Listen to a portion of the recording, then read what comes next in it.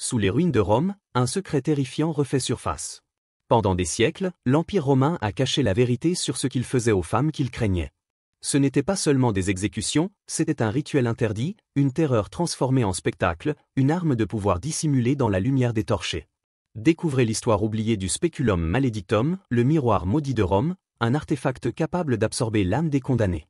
Entre mythe et réalité, ce récit vous emmènera dans les profondeurs d'un empire construit sur la peur, la honte et le sang. Signe avertissement, ce que vous allez entendre va bouleverser votre vision de l'histoire. Index revers pointant vers la droite blanc, restez jusqu'à la fin pour comprendre le secret que les empereurs ont tout fait pour effacer. Une femme nue marche dans les rues de Rome, couverte de sang et de poussière. La foule hurle, les chaînes claquent sur les pavés, et au loin, un empereur observe en silence. Ce qu'elle va découvrir sous la ville ne figure dans aucun livre d'histoire. Car sous le marbre, Rome cachait un secret plus ancien que ses dieux, un miroir vivant, nourri par les âmes humaines. Ce n'est pas seulement une histoire, mais un secret que vous n'oublierez jamais. Voulez-vous découvrir d'autres secrets de ce genre? Alors abonnez-vous maintenant, sinon vous risquez de manquer la prochaine vérité. La nuit tombait sur Rome, et les torchers du forum brûlaient encore comme si la ville entière refusait de s'endormir. L'air sentait la sueur, le vin et le fer chaud. Au loin, on entendait les chaînes traîner sur les pavés. Une femme marchait pieds nus, couverte de poussière et de sang séché. Son regard vide semblait chercher un visage qu'elle ne retrouverait jamais. Autour d'elle, la foule hurlait son nom pas pour la sauver, mais pour la juger. Elle ne savait plus quel crime on lui reprochait, trahison, adultère ou simple insolence. À Rome, il suffisait d'exister du mauvais côté du pouvoir pour devenir un spectacle. Ce soir-là, le silence des sénateurs valait plus qu'une sentence. Dans les gradins du cirque, les enfants riaient déjà, impatients de voir la punition commencer. Les prêtres murmuraient des prières que personne n'écoutait. Sous les gradins, des esclaves préparaient les bêtes et nettoyaient les lames. On disait que l'empereur lui-même viendrait observer. Les rumeurs parlaient d'un rituel interdit, d'une cérémonie qu'aucun historien n'a osé décrire. Mais ce que personne n'avouait, c'est que cette nuit n'était pas unique. Depuis des années, un cercle secret d'aristocrates organisait des exécutions en dehors des lois du Sénat. Pas pour la justice, pour le plaisir. Des femmes choisies parmi les familles nobles étaient condamnées à rejouer les mythes de la honte, Vénus trahissant Mars, Hélène abandonnant Troie. On les dépouillait de tout, même de leur nom. La jeune femme savait que chaque pas la rapprochait d'un endroit dont personne ne revenait. Pourtant, au détour d'une ruelle, elle crut entendre un murmure, « Ne regarde pas derrière toi ». Était-ce une voix humaine ou le souffle du vent? Elle n'eut pas le temps d'y penser. Une main glaciale serra son bras. Les soldats romains l'entraînèrent vers une porte de pierre ornée d'un symbole étrange, un serpent enroulé autour d'un miroir. Ce signe n'appartenait à aucun temple connu. Ce soir-là, Rome allait montrer son vrai visage. Pas celui des statues, mais celui qui se cachait dans les sous-sols, entre le sang et les cris. Et ce que la femme allait découvrir, aucun chroniqueur n'osa jamais l'écrire. Sous les fondations du forum, un escalier étroit descendait vers un couloir que la lumière n'atteignait jamais. La femme avançait pieds nus, guidée par la lueur tremblante d'une lampe à huile. Les murs étaient couverts d'inscriptions gravées à même la pierre, des noms, des dates, des phrases effacées comme si quelqu'un avait voulu les faire disparaître. Au fond du passage, une odeur métallique emplissait l'air, celle du sang et du cuivre oxydé. Les gardes s'arrêtèrent devant une porte massive scellée par 3 verrous. L'un d'eux fit glisser un anneau de fer, et un bruit sourd résonna comme un râle. Quand la porte s'ouvrit, la femme aperçut une salle circulaire, pavée de mosaïques rouges et noires.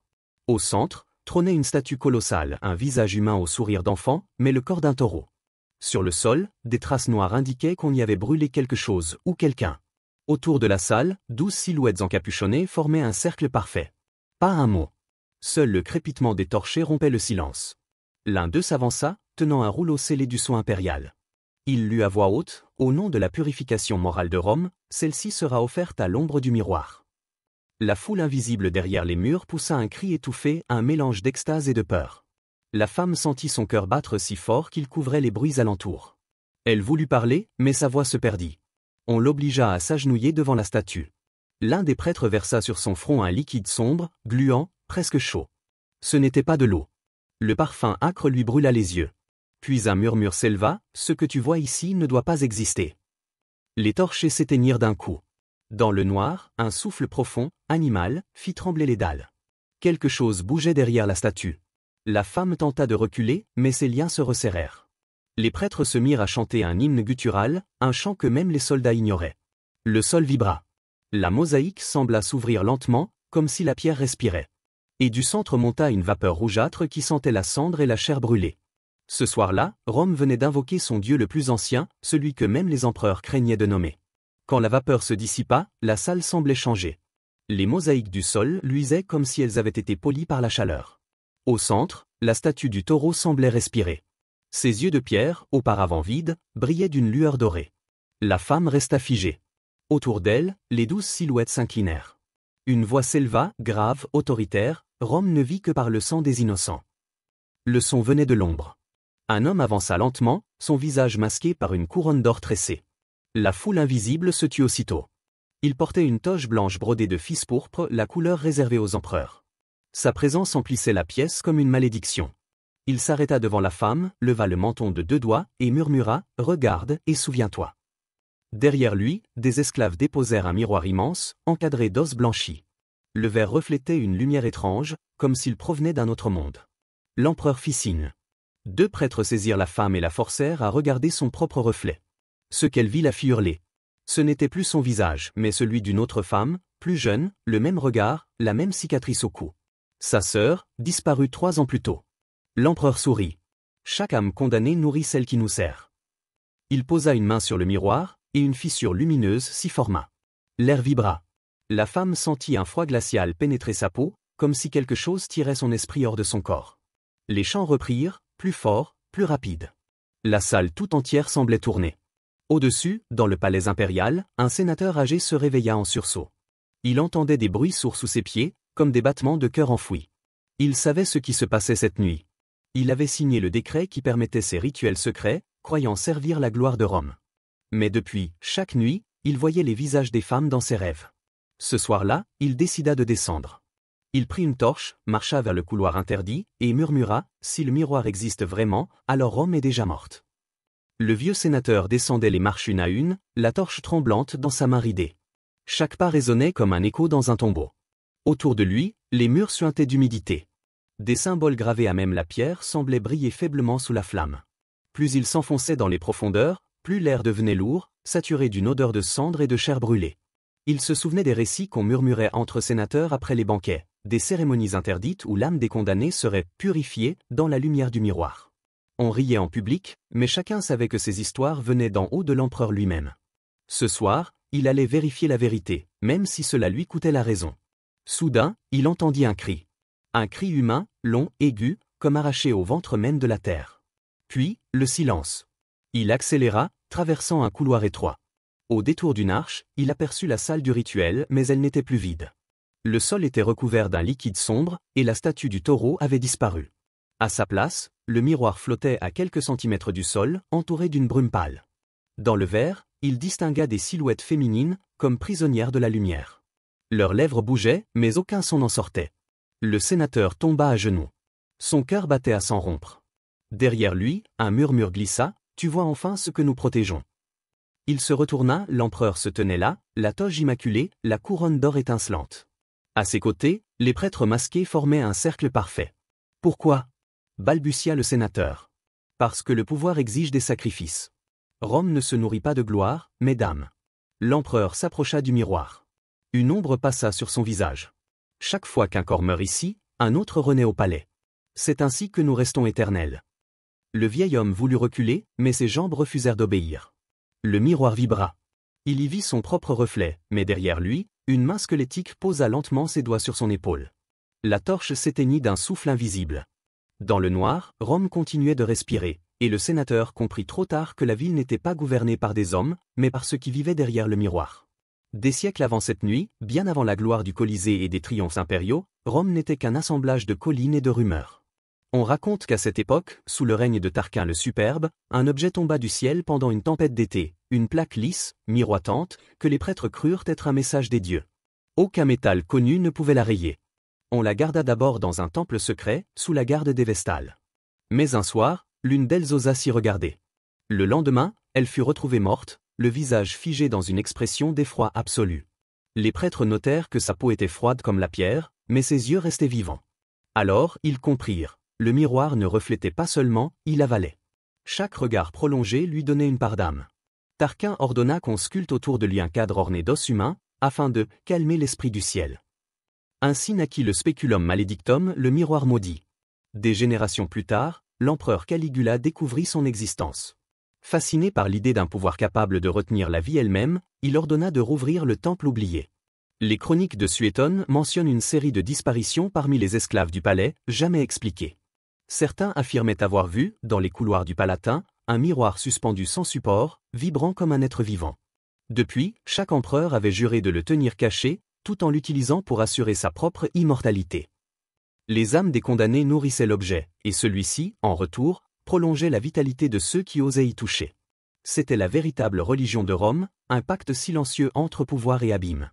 Le sénateur, encore agenouillé devant cette abomination, entendait la voix de l'empereur poursuivre. « Tu comprends maintenant ?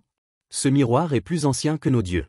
Il se nourrit de ce que nous refusons d'avouer, notre soif de contrôle. » Le vieil homme sentit un froid grimper le long de son dos. Dans le verre, il vit défiler des visages, rois, généraux, citoyens, tous aspirés dans la même lumière. Puis il reconnut le sien. Le miroir vibra une dernière fois. Une larme glissa sur sa joue, figée avant même de tomber. Rome venait d'ajouter un nouveau visage à sa collection d'éternité. Dans les profondeurs de la bibliothèque du Palatin, un jeune archiviste nommé Lucius passait ses nuits à recopier les édits impériaux. C'était un travail silencieux, presque invisible, l'ombre des puissants. Une nuit d'orage, alors qu'il cherchait un registre sur les impôts, il découvrit un rouleau sans titre, couvert de cire rouge. Le sceau représentait un serpent enroulé autour d'un miroir. Intrigué, il brisa la cire et lut. Ce qu'il y trouva lui glaça le sang, des noms de femmes condamnées, non pour des crimes, mais pour usage impropre de la lumière. Les dates remontaient à plus de 2 siècles. À côté de chaque nom, un symbole identique, un cercle traversé par une ligne noire. Et en bas, une phrase gravée à la main, offerte à la clarté du spéculum. Lucius sentit son cœur s'accélérer. Il savait qu'il ne devait pas garder ce document.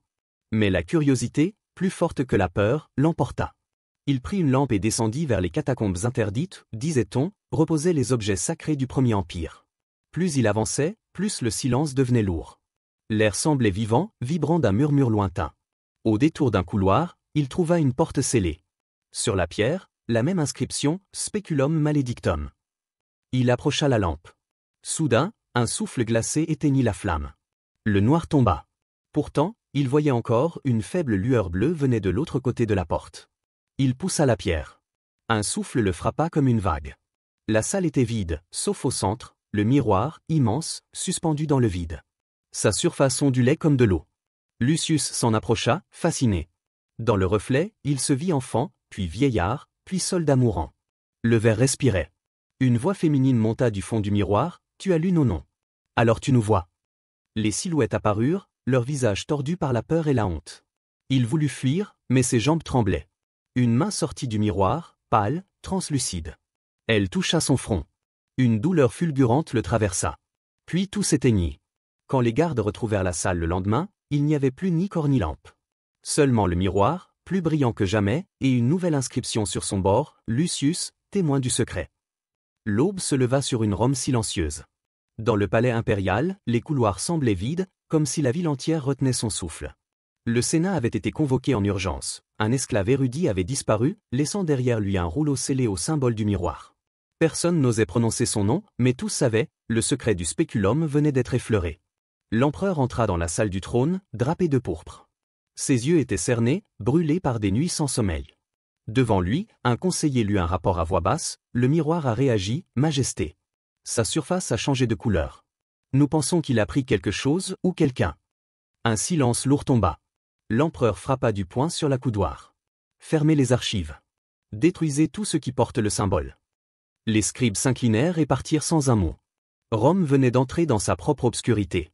Mais le pouvoir ne se détruit pas si facilement. Cette nuit-là, un orage s'abattit sur la ville.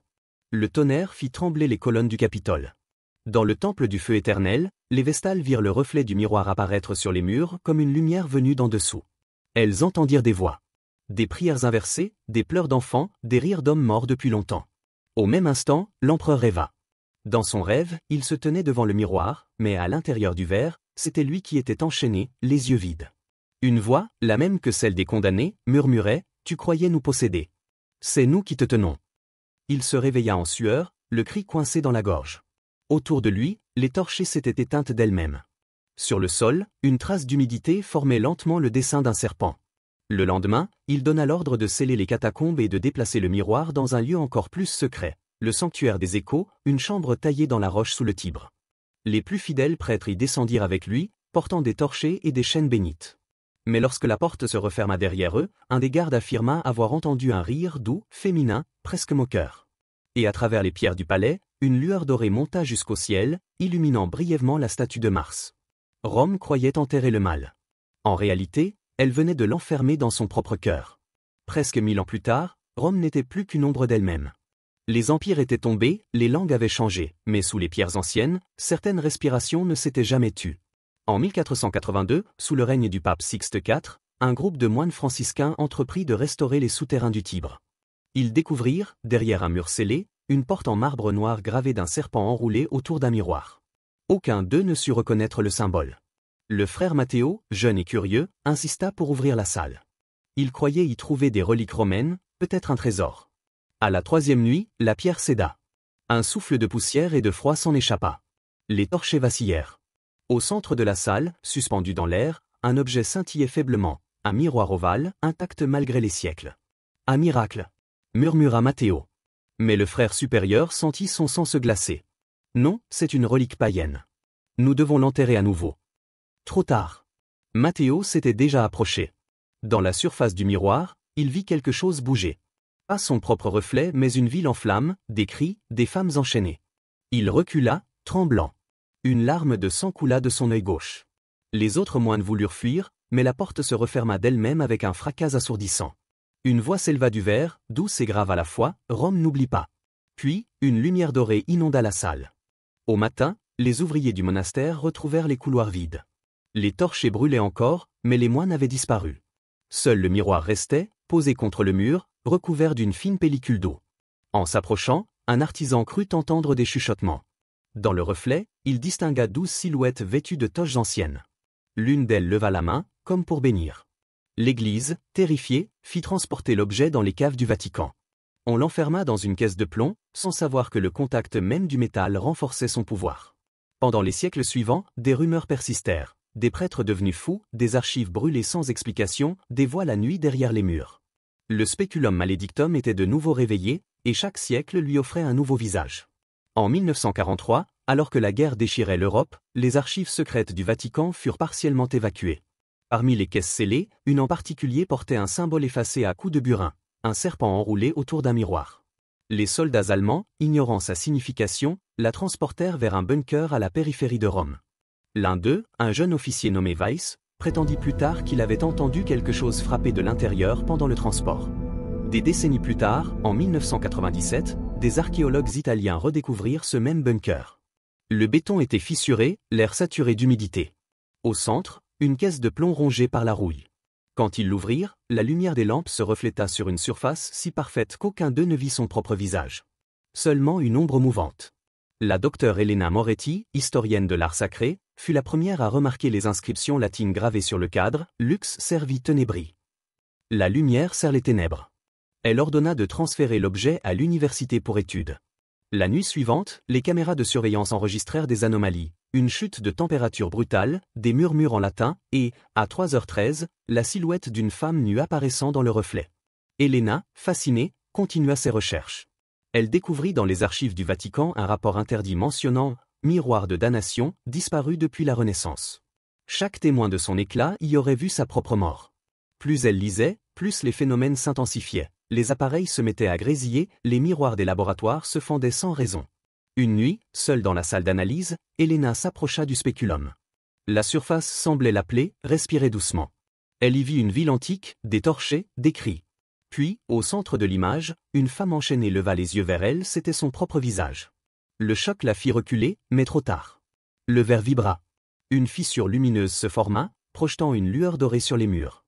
Les alarmes hurlèrent. Les chercheurs accoururent, mais ne trouvèrent que le miroir, intact, et une empreinte de main brûlée sur son bord. Dans les jours qui suivirent, des témoins affirmèrent avoir vu Elena errer près du Tibre, vêtue d'une robe antique, le regard vide. Quand la police fouilla son appartement, elle avait écrit une seule phrase sur le mur, « Le miroir est Rome ».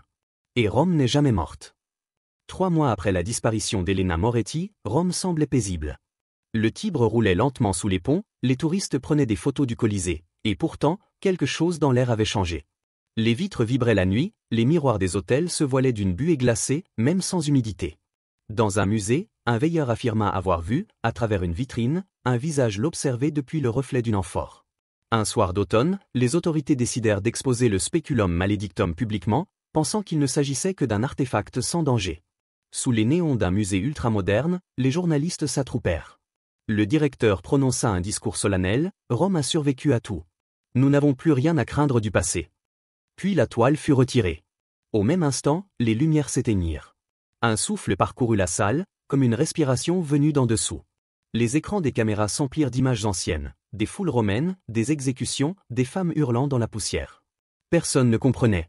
Le miroir se mit à luire, et sur sa surface, des milliers de visages apparurent, soldats, esclaves, empereurs, prêtres. Tous fixaient la foule moderne. Une journaliste s'approcha, fascinée.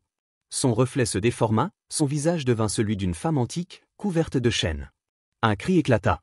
La panique se répandit. Les gens couraient, se heurtaient, mais chaque surface réfléchissante renvoyait les mêmes images. Rome, le sang, le feu. Sous la ville, les capteurs sismiques enregistrèrent une vibration continue. Les égouts anciens s'ouvrirent, exhalant un vent chaud. Les vitraux des églises se fendirent. Et du miroir s'éleva une voix multiple, grave et lointaine, « Nous avons attendu. Vous nous avez oubliés, mais vos miroirs nous gardent vivantes. » Au matin, le musée n'était plus qu'un champ de cendres vitrifiées. Le miroir avait disparu. Certains jurèrent avoir vu une silhouette féminine marcher sur le Tibre, portant un éclat de verre dans sa main. Depuis, des phénomènes identiques ont été signalés partout, Paris, Berlin, New York. Les historiens cherchent encore une explication. Les théologiens parlent d'un retour du sacré. Mais ceux qui ont vu le reflet savent que ce n'est ni une légende, ni une malédiction. C'est un rappel. Parce que chaque fois qu'un être humain se regarde dans un miroir, Rome regarde aussi. Alors dites-moi, jusqu'où iriez-vous pour découvrir la vérité? Pensez-vous que ce miroir existe encore quelque part sous Rome? Écrivez-le dans les commentaires et dites-moi de quelle ville vous regardez cette histoire. Et surtout, abonnez-vous maintenant. Parce que la prochaine révélation sera encore plus sombre, plus réelle, et vous ne voudrez surtout pas la manquer.